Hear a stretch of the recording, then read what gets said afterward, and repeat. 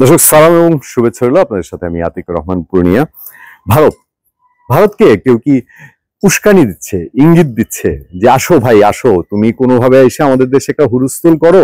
এই হুলস্থুলের মধ্যে দিয়ে যদি এই সরকার আরো 5-10 বছর টিকে যায়, কারণ ভারত যদি এখানে কোনো না কোনো ভাবে ইন্টারন্যাশনাল নিয়ম নীতি ভঙ্গ করে নাক গলায়, তাহলে তো তখন বলার সুযোগ হবে, দোষও ভারতের কাঁধে। আর হচ্ছে তখন ইলেকশন ফিলেকশন আর কে ভাববে, তখন পাবলিকের সমস্যা নিয়েও কেউ ভাববে না। আপনি দেখেন বাংলাদেশে এমন কিছু ইসলামী গোষ্ঠীর নাম শোনা যাচ্ছে, কি সালতানাতি সামথিং, নামগুলো মনেও থাকে না ঠিক মতো, আপনারা দেখে নেবেন, এই মানব জমিনের রিপোর্টে আছে। এরা হঠাৎ করে ঢাকা ইউনিভার্সিটিতে শো করেছে, সেইখানে তারা একটা অখণ্ড বাংলাদেশের মানচিত্র, সেই মানচিত্র শো করেছে, এবং ইন্টেনশনালি এটা যে আগের মানচিত্র সেইভাবে না, তারা সামনে এটার স্বপ্ন দেখে। ইন্ডিয়া এটা নিয়ে খোঁজ খবর নিচ্ছে, খোঁজ খবর নিয়ে ইন্ডিয়ার পররাষ্ট্রমন্ত্রী জয়শঙ্কর তিনি বলছেন যে তিনি এটা নজর রাখছেন এবং ভারতের স্বাধীনতা, অখণ্ডতা এবং সার্বভৌমত্বের বিষয়ে যে কোনো ব্যবস্থা ভারত নেবে যদি ওই ধরনের অবস্থায় পড়ে। তার মানে কি, এই যে ঢাকার রাজধানী ঢাকা বিশ্ববিদ্যালয়ে এরকম একটা মানচিত্র দেখানো হলো, এইটা ইন্ডিয়াকে একটা উস্কানি দেওয়া হলো।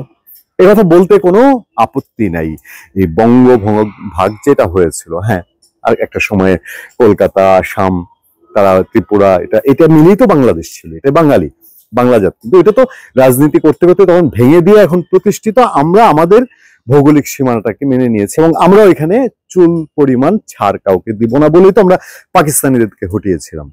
তাহলে এখন নতুন করে আপনি যদি 100 বছরের পুরনো একটা কিছু তুলে আনেন এবং কোনো একটি ইসলামকে ব্যবহার করে, আমি ঠিক ইসলামী বলবো না, ইসলামকে ব্যবহার করে একটা উগ্রপন্থী কোনো আচরণ করেন, তাহলে সেটার মধ্যে কি আপনার দেশাত্মবোধের প্রমাণ মিলে, নাকি ইসলামের প্রতি প্রেম ভালোবাসার প্রমাণ মিলে? কিছুই মিলে না।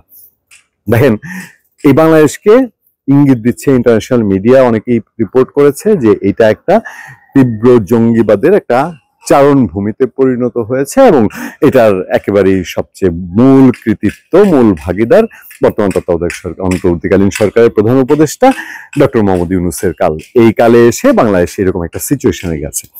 সেই সিচুয়েশনে গিয়ে তুর্কি একটা সংস্থা, তুর্কি একটা ব্যানারের সেইটার শেল্টার নিয়ে বাংলাদেশে আরেকটা সংগঠনের নাম শোনা গেছে, এবং সেই সংগঠন বাংলাদেশ ভারতের মধ্যে আবার নতুন করে একটা প্যাচ লাগিয়ে দেওয়া।